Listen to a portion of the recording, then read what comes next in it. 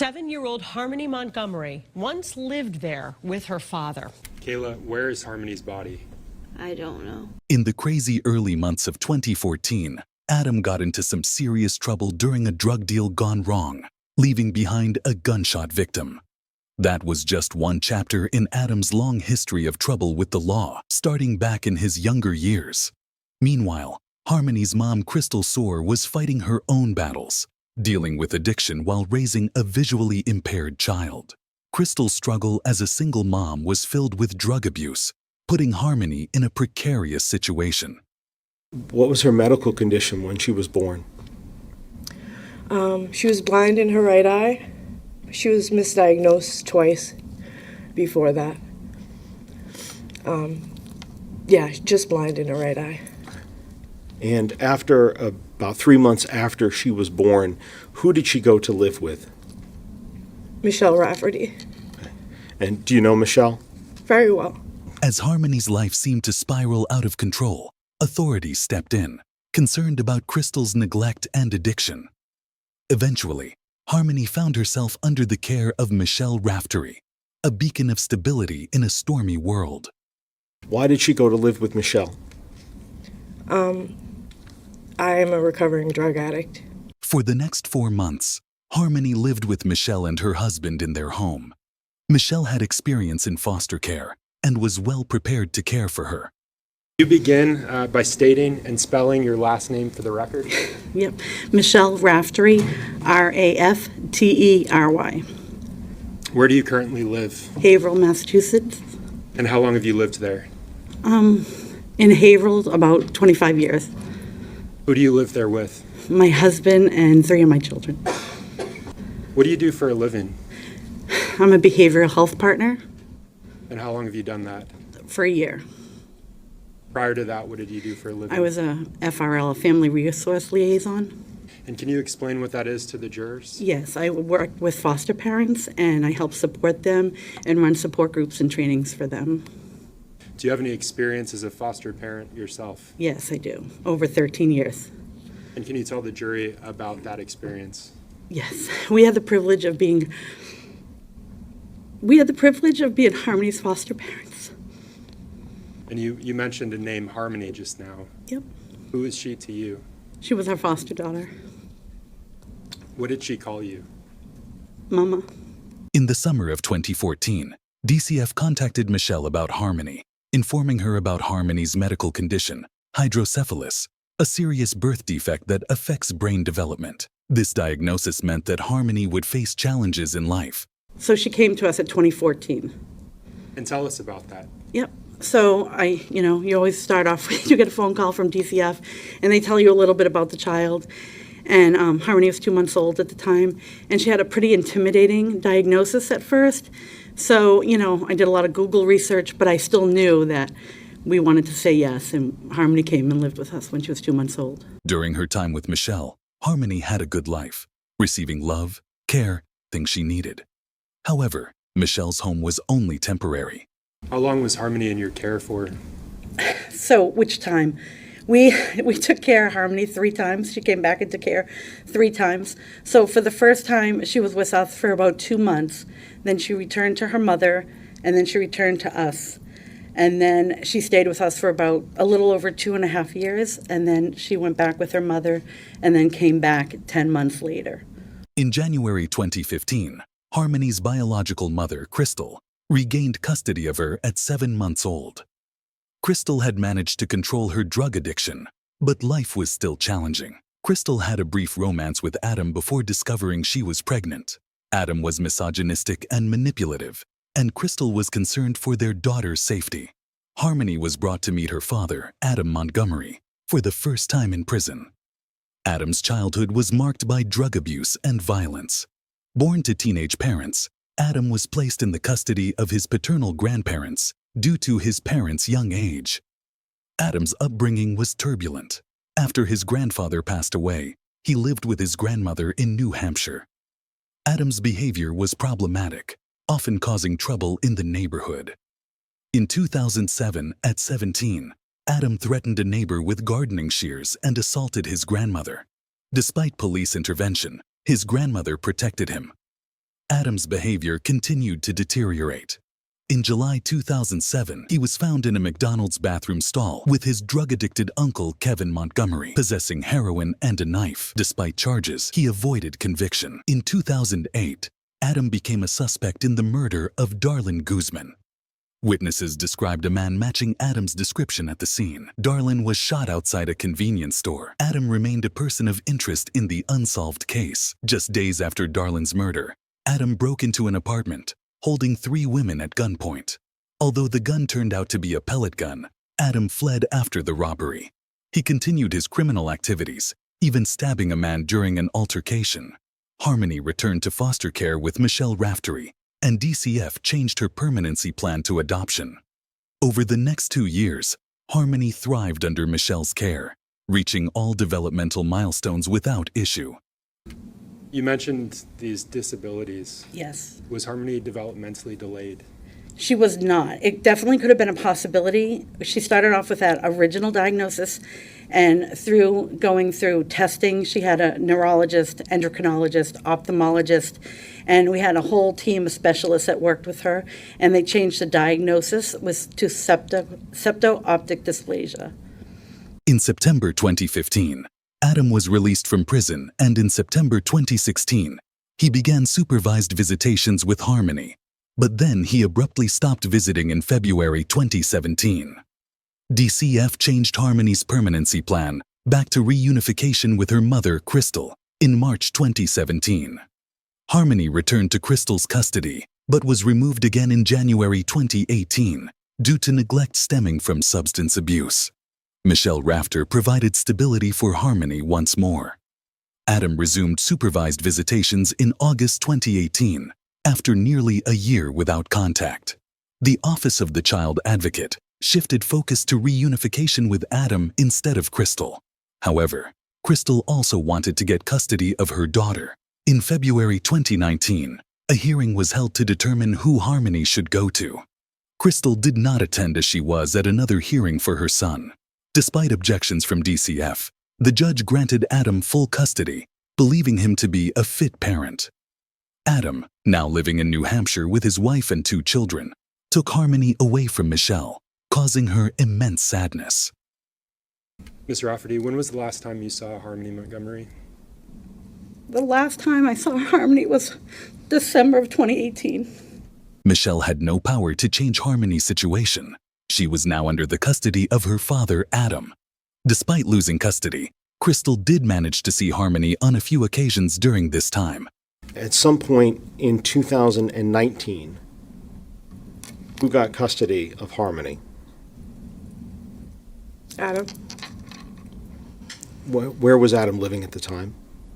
Manchester, New Hampshire. Do you remember what street he was living on? Guilford Street. And is that where Harmony was as well? Yes. What, if any, visits did you have with Harmony after she went to live with Adam Montgomery? I had 2 physical visits with her. And then I had 2 FaceTime calls, both very brief. The last time Crystal saw Harmony was in April 2019, a few days before Easter.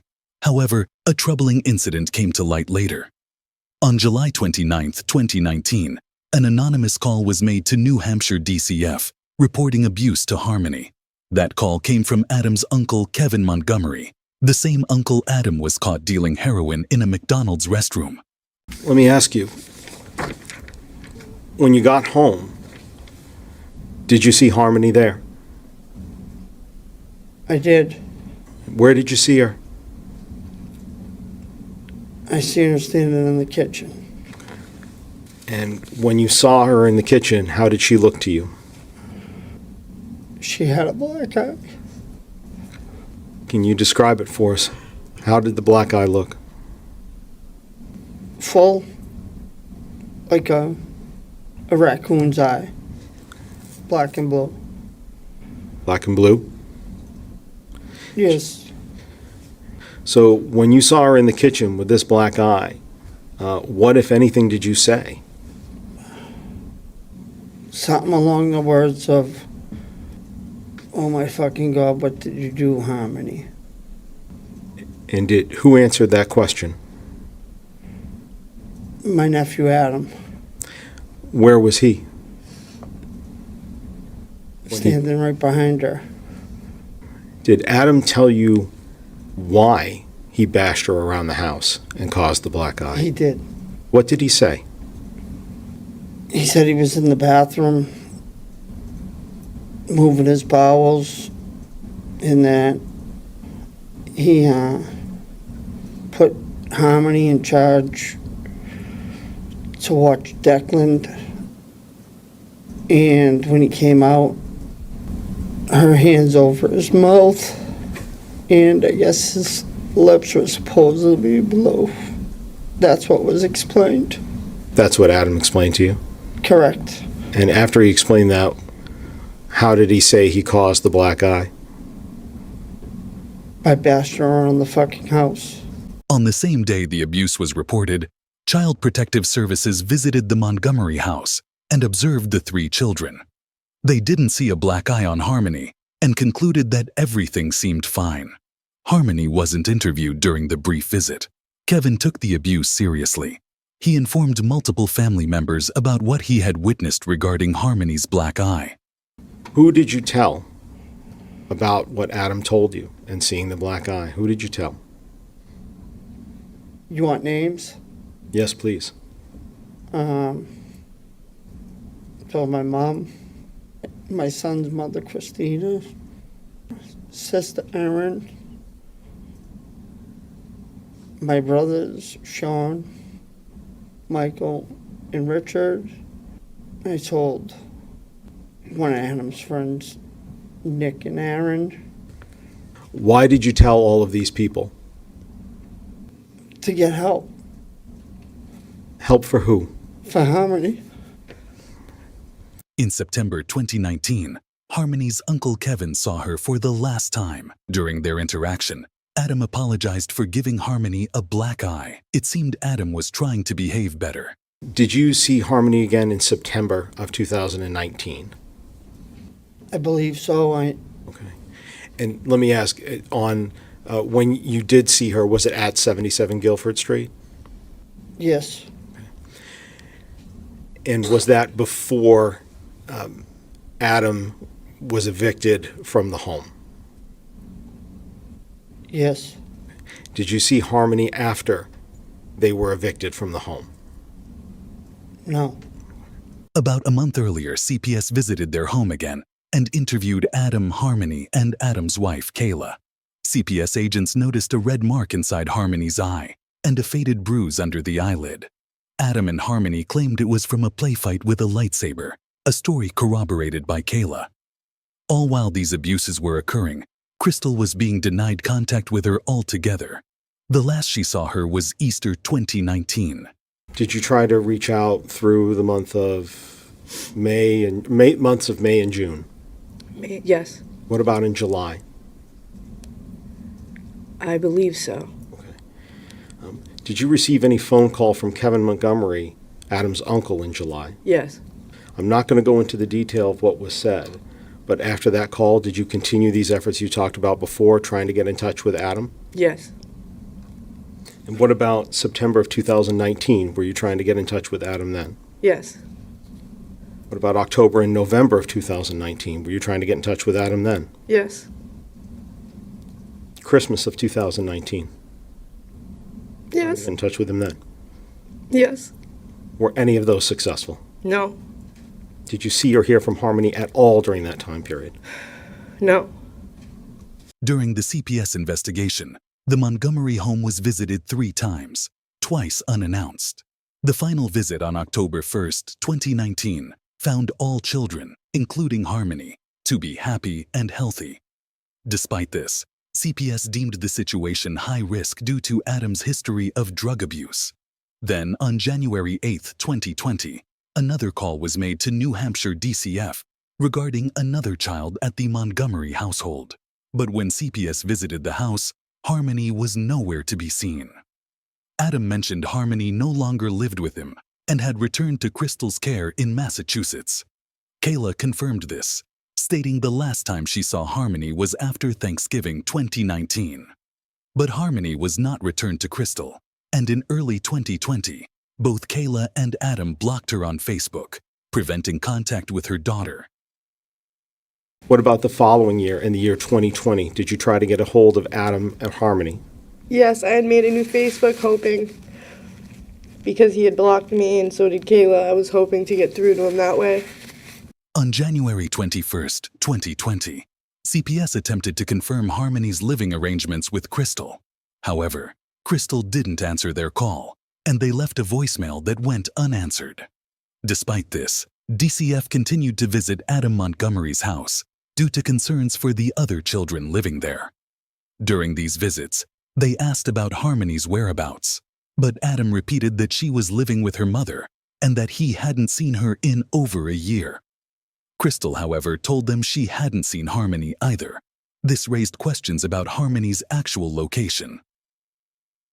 In September 2021, Crystal contacted DCF, reporting that she hadn't seen or heard from Harmony since 2019. Crystal had tried to contact Adam and Kayla for visitation, but was unsuccessful. Interestingly, the official record from New Hampshire DCF showed no calls or missed communications between October 2019 and September 2021. Crystal disputed this, claiming she had called DCF multiple times between 2020 and 2021, despite no record of it. Did you try also through 2021? Yes. By December of 2021, what else were you doing to try to find Harmony?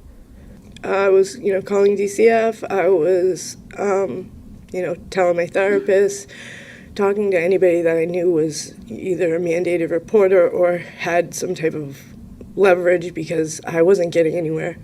I had wrote also to the mayor. To gather more evidence, DCF contacted the Department of Education to check if Harmony had been enrolled in school, but she hadn't. The DCF attempted to locate the Montgomery family, but now the whole family went missing.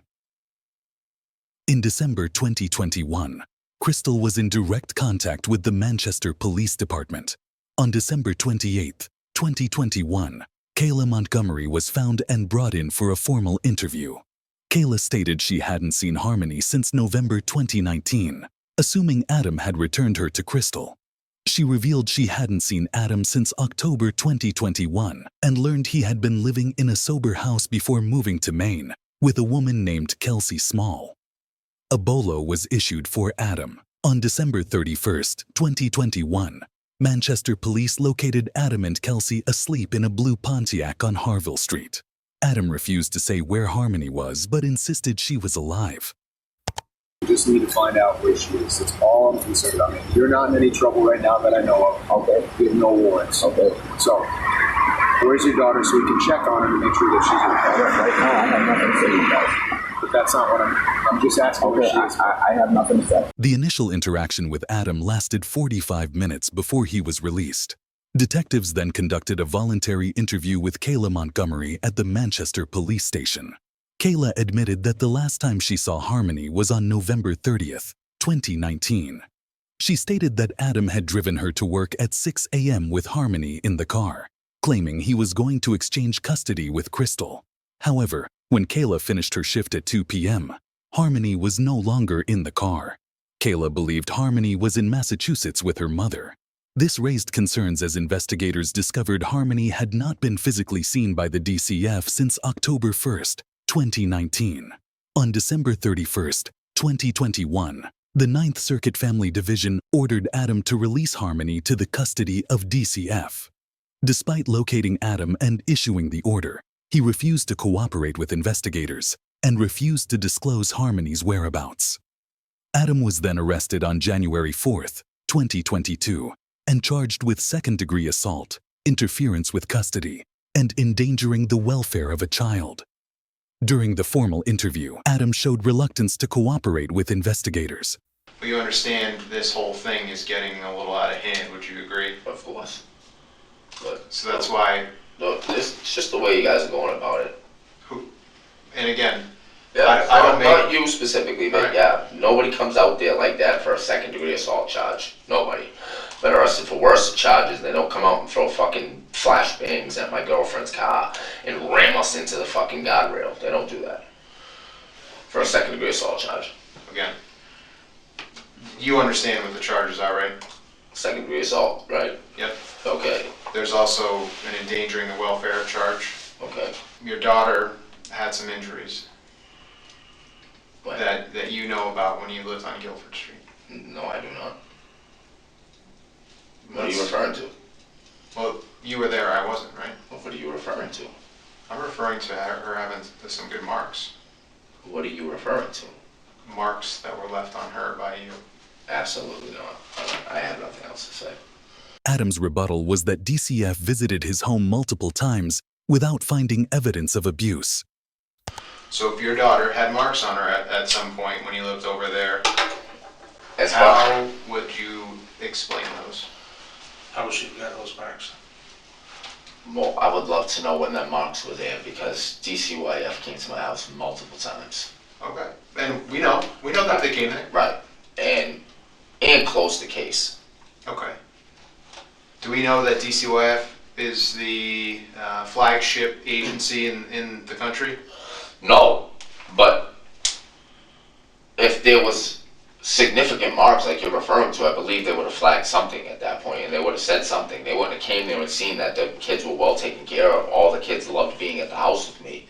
According to Adam, Kevin Montgomery lived with the couple and their 3 children for a few months after Adam received custody of Harmony.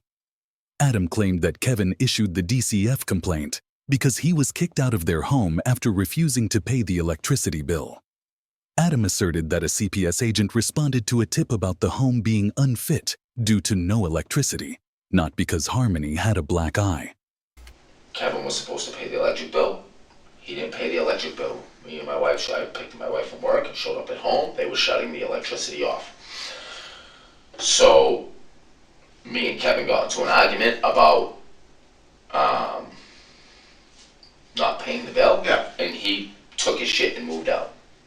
The next day,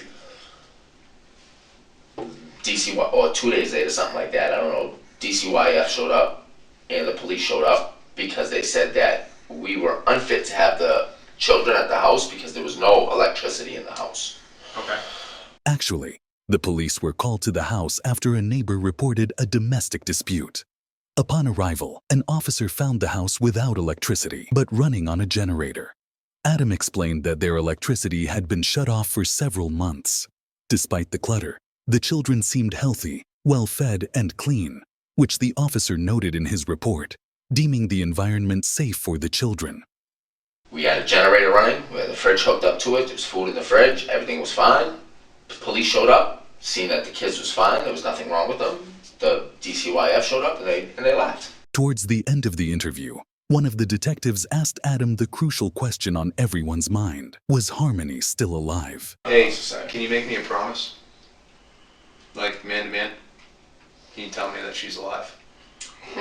You're gonna play the same word games that you played with me the other No, day. it's not word games. I got nothing Because else we to care, say. man. We want to know. This I got isn't gonna go anywhere. Like, this isn't gonna stop. So No, you I know. know it's not. So So either get on the bus now or get run over. I got nothing else to say. Why is it you have so much trouble talking about Harmony? Guys, I got nothing else to say. Kayla, why were you evicted from the home? Because the mortgage wasn't getting paid. And after you were evicted, where did you begin living? In our car, What kind of vehicle was it? a Chrysler Sebring. When you began living in that car, who were you with? It was myself and Adam, Harmony, and the 2 boys Where were you sleeping during that period? in the car Where would you keep the car? behind Colonial Village in Manchester, Why Colonial Village? because that's where our friend lived, What was your friend's name? Anthony Bodero. Did you tell Mr. Badero that you were living there in that parking lot? He asked us not to, but yes. And so can you just describe the sleeping arrangement in that vehicle for you and your family at the time? So Adam would sleep in the driver's seat. I slept in the passenger seat. And Harmony was behind the passenger seat. The baby, Declan, was in the middle, and Seamus was behind the driver's seat. Kayla, I asked you earlier about whether Harmony was potty trained when you got custody of her. And I believe you said she was. Yes. Did that change at some point after the eviction? Yes. And tell the jury about that. What happened to Harmony? She wouldn't let us know when she had to use the bathroom, and so she was peeing in the car, just in her seat that she was sitting in, and she wouldn't tell us that she had to use the bathroom. Was she only peeing, or was she having other accidents at the time? She was also pooping. How frequently was this occurring for Harmony? A lot. Like, at least every day. And did those accidents, did they increase in frequency the longer you were in that car? Yes. How was the defendant responding when she had these accidents? Getting angry.